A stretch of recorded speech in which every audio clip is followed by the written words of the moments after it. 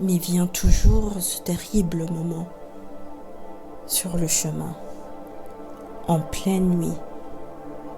où une voix résonne et vous frappe comme la foudre.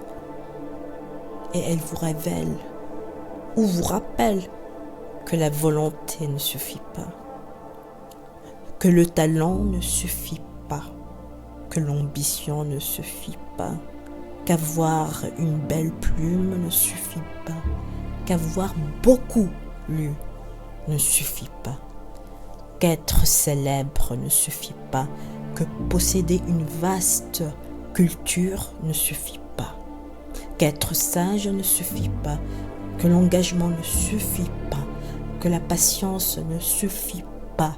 que s'enivrer de vie pure ne suffit pas, que s'écarter de la vie ne suffit pas, que croire en ses rêves ne suffit pas, que désosser le réel ne suffit pas, que l'intelligence ne suffit pas, qu'émouvoir ne suffit pas, que la stratégie ne suffit pas, que la communication ne suffit pas, que même avoir des choses à dire ne suffit pas, non plus que ne suffit le travail acharné.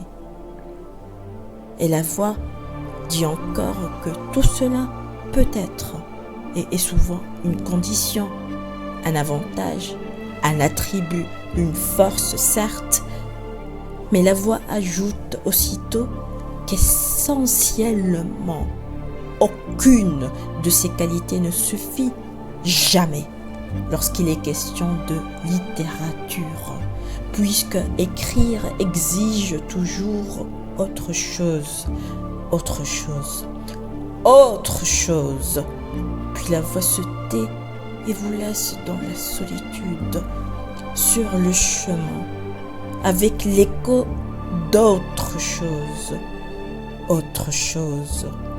qui roule et s'enfuit. Autre chose devant vous. Écrire exige toujours